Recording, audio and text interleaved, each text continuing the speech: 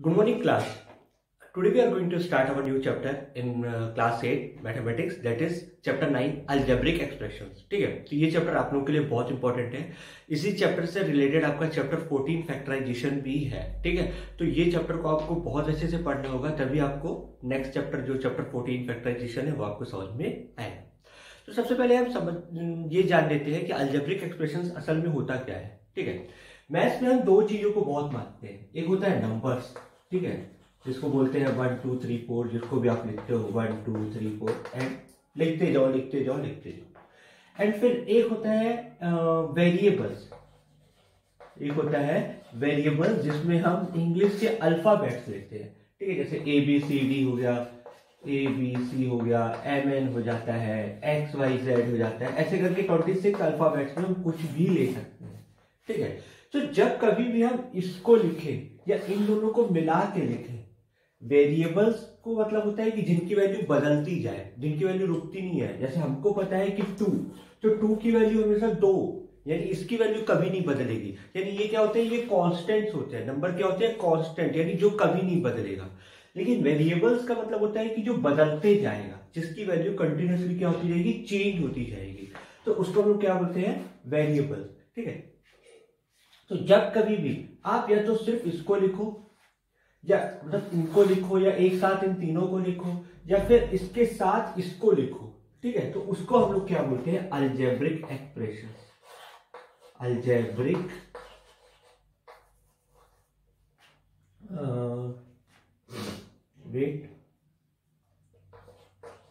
Algebraic expressions का हम लोग नाम देते हैं। ठीक है, ये हमारे कहलाते हैं अलजेब्रिक एक्सप्रेशंस, यानी ऐसा एक्सप्रेशन जिसमें वेरिएबल और कांस्टेंट यानी नंबर्स एक साथ हो, या सिर्फ वेरिएबल्स हो। ठीक है, अब जरूरी नहीं है कि वेरिएबल सिर्फ ऐसे ही रहेगा।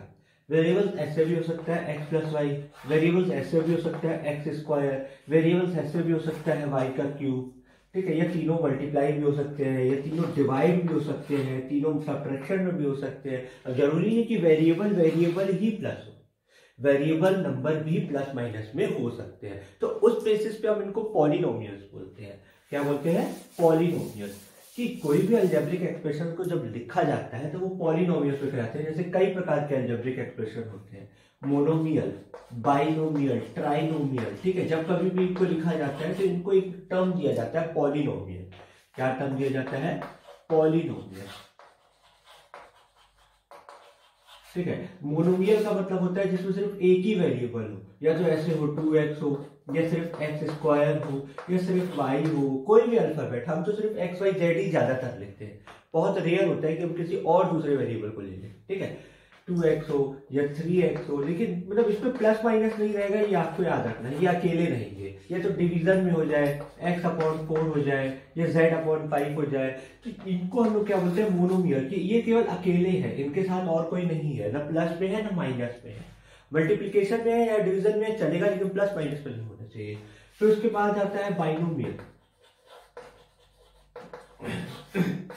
बाइनोमियल यानी जब एक साथ दो लोग को लिखा जाए, जैसे x+2, x - y, y - 3, यहाँ पे दो वेरिएबल एक साथ हैं। ठीक है, या फिर ऐसे भी लिखा जाए x - 2y, x - 3z। इसको हम लोग क्या बोलते हैं, बाइनोमियल। यानी यहाँ पे एक साथ दो दो टर्म्स आ रहे हैं, एक साथ दो दो टर्म्स आ रहे हैं, अकेला एक ही टर्म था। जब प्लस माइनस में एक साथ दो दो टर्म्स को लिखा जाए तो उसको हम क्या बोलते हैं, बाइनोमियल। ठीक है, उसके बाद है ट्राइनोमियल। और ट्राइनोमियल का मतलब होता है कि एक साथ तीन आ जाए, x + y + z। ठीक है, a + b + 3, c + d + 4x, ऐसे। इसको हम लोग क्या बोलते हैं, इसको हम बोलते हैं ट्राइनोमियल। ठीक है, अब हमें इस पे बहुत कुछ सीखना है। सीखने की बात क्या है, हमें सबसे पहले ये जानना है कि लाइक टर्म्स और अनलाइक टर्म्स कैसे निकालते हैं। लाइक टर्म्स और अनलाइक टर्म्स। सबसे पहले अभी ये निकालना है, क्या निकालना है, टर्म्स, अनलाइक टर्म्स। जैसे मैंने अभी लिखा ना x + y + z, तो उसमें ये भी टर्म है, ये भी टर्म है, ये भी टर्म है, यानी एक पॉलिनोमियल तीन टर्म से मिलकर बना है। ठीक है, तो उसको हम लोग क्या बोलते हैं, टर्म्स। ठीक है। अब हमें जानना होगा कि लाइक और अनलाइक टर्म्स कौन से हैं। ठीक है, तो लाइक और अनलाइक टर्म्स पहचानने का कैसे है कि जैसे मान लो कि मैंने कह दिया कि क्लास 8, 9, 10, 11, 12 ये सारे के बच्चे एक जगह झुंड में खड़े हैं। ठीक है, और मुझे पहचानना है कि कौन कौन कैसे हैं। तो क्लास 8 के जितने बच्चे होंगे वो सब एक साथ रहेंगे।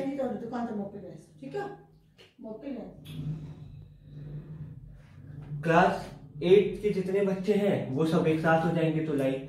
क्लास 9 के जितने हो जाएंगे तो वो सब जितने हो जाएंगे लाइक। क्लास 10th वाले कितने हैं वो सब एक साथ क्या हो जाएंगे लाइक। ठीक है, बाकी ये अलग अलग हो गया। अगर मैं एक क्लास 6 और क्लास 9th वाले को ले लूं तो दोनों क्या हो जाएंगे अलग अलग क्लास के, तो दोनों अनलाइक। ठीक है, तो वैसे ही हमको इसमें पहचानना होगा कि कैसे लाइक और कैसे अनलाइक निकाले जाते हैं। तो जैसे कि जैसे आप लोग के में इसमें तो नहीं दिया है लाइक एंड अनलाइक टर्म, तो सबसे पहले जो हम डायरेक्टली पहले एक्सरसाइज में आ जाते हैं, फिर लाइक एंड अनलाइक टर्म्स हम लोग सीखेंगे। तो एक्सरसाइज 9.1 के थ्रू हम लोग समझेंगे बहुत कुछ कि कैसे हमें करना है। फर्स्ट क्वेश्चन आपको जैसे दिया गया है, identify the terms there coefficients for each of the following expressions. ठीक है, आपको कोफिशिएंट्स भी पहचानने हैं और टर्म्स भी पहचानने हैं। तो आप क्वेश्चन में समझिएगा कि ये कहना क्या चाहता है। 5xy z square minus 3zy, ये फर्स्ट क्वेश्चन है। ठीक है, वेट क्लास।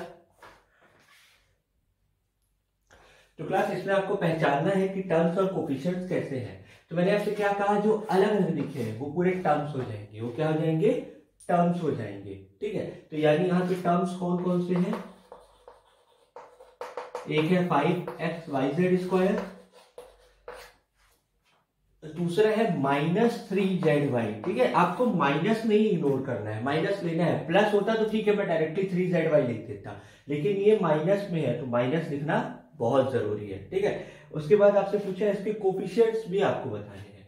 ठीक है, तो अब इसको हम लोग ट्री डायग्राम बोलते हैं। उसको हम लोग क्या बोलते हैं, ट्री डायग्राम। एक बात याद रखिएगा, जो भी नंबर मल्टीप्लाइड होता है ना उसको हम लोग कोफिशिएंट्स बोलते हैं। उसको हम लोग क्या बोलते हैं, कोफिशिएंट्स। यानी ये इस वेरिएबल का क्या है, कोफिशिएंट्स है। ये इस वेरिएबल का क्या है, कोफिशिएंट्स है। तो कोफिशिएंट्स इसमें क्या क्या हो जाएगा, कोफिशिएंट्स ऑफ xyz स्क्वायर क्या है 5, और कोफिशिएंट्स ऑफ -3zy क्या है -3।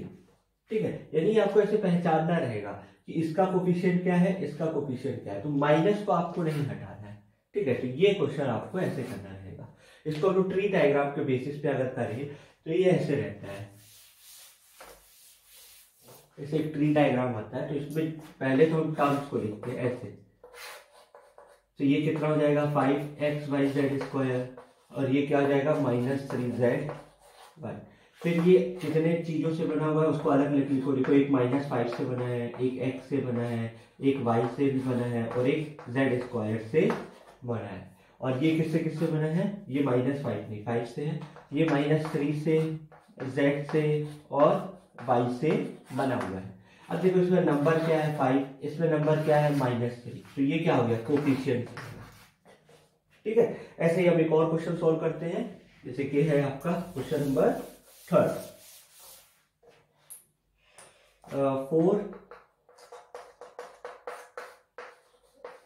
4x square y square minus 4x square y square z square plus z square.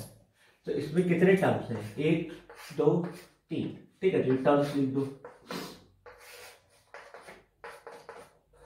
4x square y square minus 4x square y square z square, और ये z square. ठीक है, इसका कोफिशिएंट क्या है 4। ठीक है, वेट, इसका कोफिशिएंट क्या है -4। ठीक है, और z स्क्वायर के आगे कुछ भी नहीं है, यानी इसका कोफिशिएंट 1 है, क्योंकि 1 को किसी से भी मल्टीप्लाई करो तो वही आता है। तो ये आपके फैक्टर्स है, ये क्या है, टर्म्स है। ये -20 को कंप्यूट करिएगा, ये z स्क्वायर, इसका कोफिशिएंट 4, इसका -4 और इसका 1। तो बस आपको ऐसे ही लिखना है। तो बाकी के क्वेश्चन आप कर लीजिएगा। जैसे क्वेश्चन नंबर 5 है, इसका x/2 + y/2 - xy। तो ये टर्म, ये भी टर्म और ये पूरा टर्म, ठीक है। इसका कोफिशिएंट क्या है 1/2, क्योंकि 1/2 है, x/2 है। इसका भी 1/2 और इसका -1, ठीक है। तो ये आपको ऐसे ही करना है। क्वेश्चन नंबर 2 में आपको बहुत सारे इक्वेशंस दिए हुए हैं, जिसमें आपको पहचानना है कि classify the following polynomials as monomial, binomial and trinomial, which polynomial do not fit in any of these categories। तो आपको वो बताना है, ठीक है। सबसे पहले तो आपको ये बताना है कि वो रहेगा कि नहीं रहेगा। जैसे कि दिया गया है x, पहला जैसे मैं पूरा लिख देता हूँ x + y। सेकेंड क्वेश्चन है 1000 x + x² + x³ + x⁴, ठीक है। फिर है 7 + x + 5x प्लस नहीं कॉमा, फिर है 2y - 3y², फिर है 2y - 3y² + 4y³, फिर है 5x - 4y + 3xy, फिर है 4z - 15z², फिर है AB + BC + CD + DA, फिर है PQR और P²Q + PQ² प्लस ये इसके बाद कॉमा 2P + 2Q, ठीक है। आपको इसमें मोनोमियल, बाइनोमियल एंड ट्राइनोमियल बताना है, ठीक है। तो यहाँ देखो कितने हैं 1 और 2, यानी ये क्या हो जाएगा बाइनोमियल, ठीक है। अब इसके पास तो वेरिएबल है ही नहीं, ये तो अकेले सिर्फ एक कांस्टेंट है। और मैंने क्या कहा था, जिसमें वेरिएबल और कांस्टेंट एक साथ रहे वही क्या कहलाएगा पॉलिनोमियल। तो ये बिल्कुल भी नहीं आता है। तो आपसे पूछा है ना कि which of the following polynomials do not fit in any of this 3 categories, तो एक ये है, ठीक है। इसके पास कितने हैं 1 2 3 4, ये तो 4 आ रहे हैं और 4 का तो हमने पढ़ा ही नहीं, हमने तो ट्राइनोमियल में क्या पढ़ा 3 रहने चाहिए, तो ये भी फिट नहीं है, ठीक है। 1 2 3 1 2 3, यानी ये बिल्कुल परफेक्ट बैठ रहा है, तो ये क्या हो जाएगा ट्राइनोमियल, ठीक है। यहाँ पे 1 2, तो ये क्या हो जाएगा बाइनोमियल, क्लियर। यहाँ पे 3 है 1 2 3, तो ट्राइनोमियल। यहाँ पे भी 1 2 3, तीनों प्लस माइनस में है, ट्राइनोमियल, ठीक है। यहाँ 2 है बाइनोमियल, यहाँ 4 है, 4 को तो हमको मानना ही नहीं है, तो ये भी नहीं आएगा, ठीक है। यहाँ पे 1 है, तो ये क्या हो जाएगा मोनोमियल। यहाँ पे 2 है, तो ये क्या हो जाएगा बाइनोमियल। यहाँ पे भी 2 है, तो ये क्या हो जाएगा बाइनोमियल, ठीक है क्लास। तो आज हम इतना ही करते हैं, और आप लोग एग्जाम्पल्स थोड़ा जरूर सॉल्व करिएगा। उसमें आपको लाइक टर्म्स और लाइक टर्म्स बताया हुआ है कि कैसे आपको पहचानना होगा कि लाइक टर्म्स है कि नहीं है। जैसे कि लाइक टर्म्स में क्या रहता है कि मान लो आपको दे दिया x² 2x², तो आपको वेरिएबल को देखना है, वेरिएबल सेम होना चाहिए। अगर वेरिएबल सेम है तो लाइक टर्म, नहीं है तो अनलाइक टर्म। जैसे मान लो आपको दे देता है x² y², तो यहाँ पे x अलग है और y अलग है, ठीक है। मान लो एक जगह दे देता है 2xy 3yz, तो यहाँ तो दोनों अलग है ना, यहाँ xy है यहाँ yz है, तो ये क्या हो जाएंगे अनलाइक टर्म, ये अनलाइक है, एक दूसरे जैसे नहीं है। मान लो ऐसे दे देता 3yz एंड 4yz, तो ये दोनों एक जैसे हैं, ये क्या हो जाएगा लाइक टर्म। नेक्स्ट क्लास में हम लोग एडिशन और सब्ट्रैक्शन करना सीखेंगे, जो कि बहुत ज्यादा इंपॉर्टेंट है। उसको हम लोग अपना नेक्स्ट क्लास में, हो सकता है शायद संडे को ही आ जाए, तो उसमें हम लोग इसको अच्छे से स्टडी करेंगे। तो अभी फिलहाल आप लोग इसको अच्छे से करिएगा, क्वेश्चन नंबर 1 और 2 एंड एग्जाम्पल्स भी आप लोग करते जाइएगा। Till then take care all of you.